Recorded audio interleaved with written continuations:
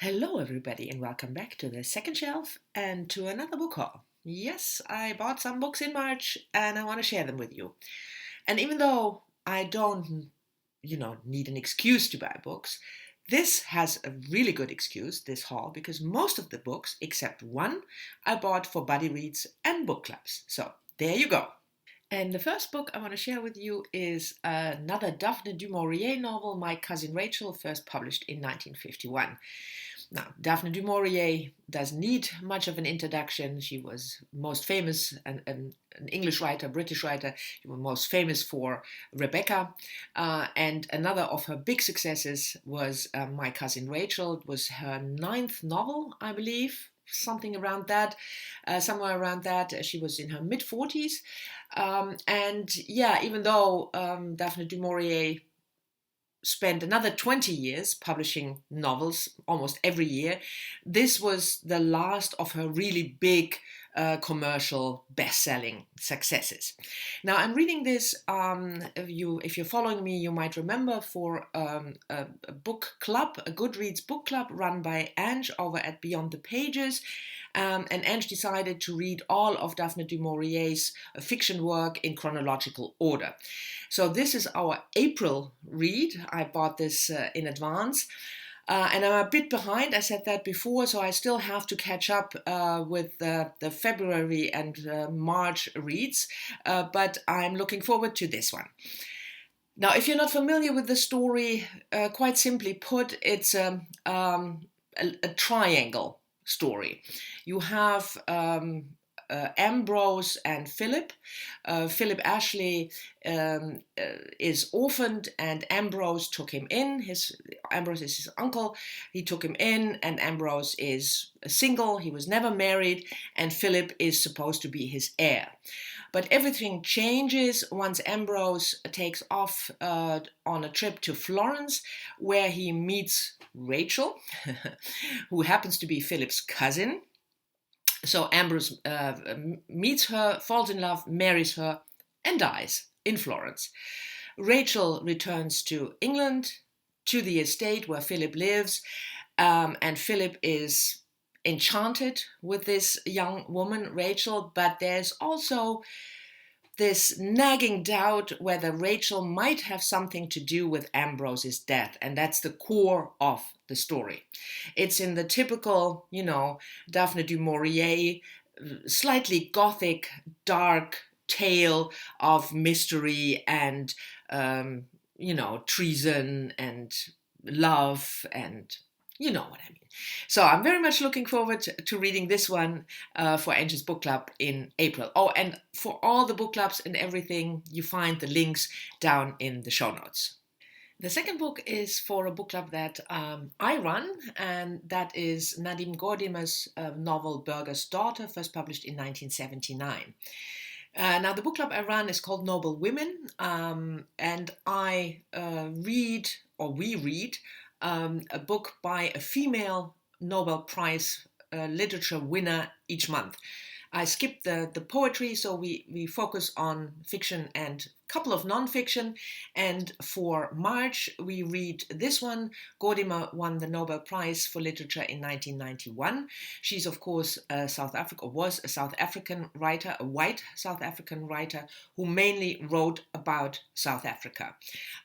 This novel is set in the 1960s, 1970s, so during apartheid, and we follow Rose Burger's daughter.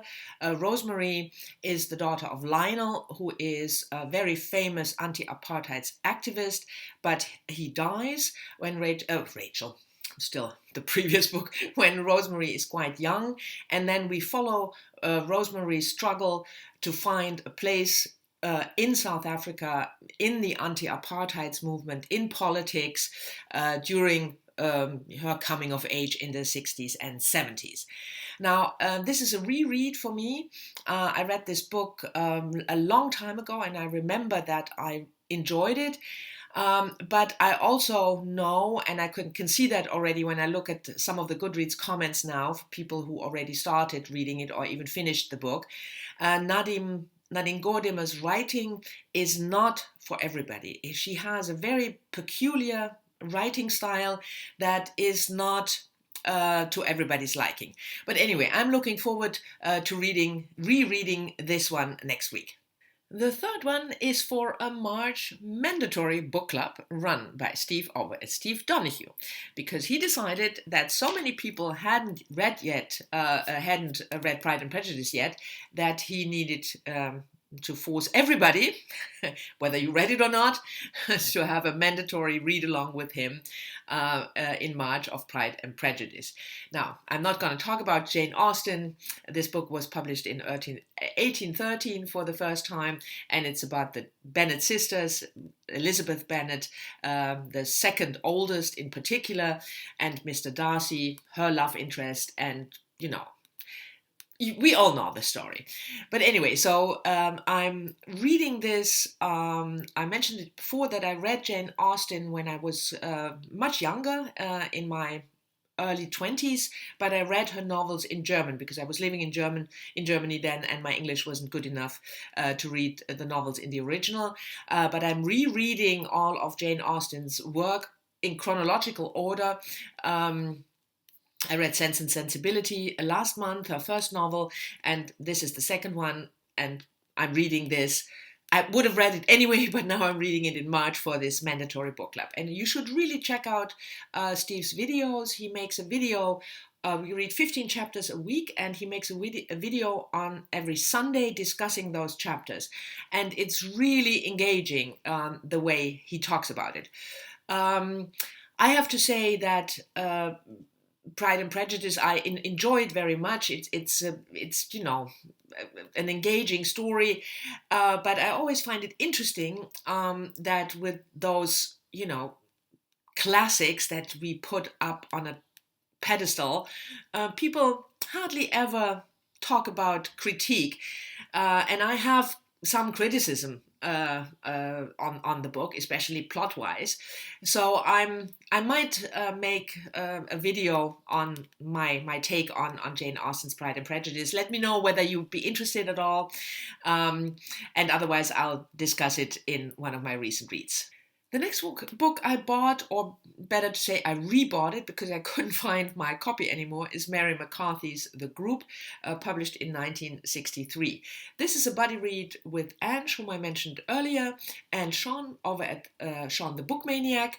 And for Ange and Sean, it's a first read. For me, it's a reread. I think the third or the fourth reread. But nevertheless, Ange and Sean graciously allowed me into the buddy read because I wanted to reread this book again. If you're following me, you know that I really admire Mary McCarthy. She was one of the big intellectuals of early 20th century, mid 20th century New York. I think she died in 1989. She was close friends with Hannah Arendt, and there's a whole volume of letters between the two women. And Mary McCarthy was intelligent, sharp-witted also. I love her novels, but I also really love her essays. She wrote essays on books, on politics, and this is her most famous book, and I was really dying to reread it, and then I couldn't find my copy anymore. Anyway, the book is centering around 8 women, hence The Group, and it completely beats me why you have 5 women on the cover, because it's about 8 women, but hey. And they all graduate in 1933 from an elite college, a female college, of course, in the US, and then we follow their lives after graduation. It spans quite some years after 1933, and it changes point of view during the book from so we get a point of view from each woman over the course of the years. There's quite some time jumps, from one woman to the next, but it's a portrayal of the life of women, educated white women in the 1930s and 40s in New York. I'm really looking forward to this, to rereading this, and I'm curious what Ange and Sean will think about the book. The next book is the only one that I only have, or that I bought as an ebook, but I thought I'll enclose it in the BookHaul anyway because I bought it. whether it's a physical copy or an ebook. So, and that is Iphigenia by Teresa de la Parra, published from the Spanish by Bertie Acker. First published in Venezuela, because Teresa de la Parra was a Venezuelan author in 1924, but first published in English in 1992. And I'm reading this for a book club that I've mentioned many, many times before, and that is Mel, who has also a channel, Mel's Bookland Adventures. She runs a book club on Goodreads called Read Around the World Book Club, in which we read a book, fiction or non-fiction, by a woman author from a country all over the world. And this month, in March, Venezuela. I don't know much about the book other than that it's centering around a young woman in Caracas, Maria, or Iphigenia, who has this very secluded life in her grandmother's house, and she tries to find a way to break free. There is a fiancé with money that she doesn't like, and there's another love interest who is married, I believe. And what I know of the book is that when it was first published in Venezuela in 1924, it met controversy because it was against patriarchy. It's from the perspective of a woman who wants to be independent, and that was not something in the 1920s that was looked upon with pleasure. So that sounds really interesting to me. I've never read any Teresa de la Parra, so I'm looking forward to reading this towards the end of the month, I believe. And the last book I want to talk to you about that I bought is a book that I didn't buy for a book club, but just for myself, and that is Valerie Martin's book, Trespass, first published in 2007. Somebody, and I can't remember who and what, talked about this book either on BookTube or on Goodreads. I can't remember, and I thought it sounded so fascinating, and when I found it in the used bookstore, I bought it. Valerie Martin is an American author, and Trespass is about two women, Chloe, a successful artist, and a refugee, Salome, and Chloe's son, Toby, who is enchanted by this young refugee, Salome, and then plot ensues. That's basically all I know, and it's set against the backdrop of the impending Iraq war, so it's a 21st century novel. I thought it sounded fascinating, and so I bought it. If you talked about Valerie Martin or this book just recently, let me know, because I'm really tried to find out who spurred me to buy this book, and I couldn't, I couldn't find it. But anyway, Trespass by Valerie Martin. So these were the books that I bought in March. Thank you very much for watching. I hope you've enjoyed the haul. Let me know whether you read any of the books that I bought and what you thought of them. And I will see you all soon in the next one. Bye-bye.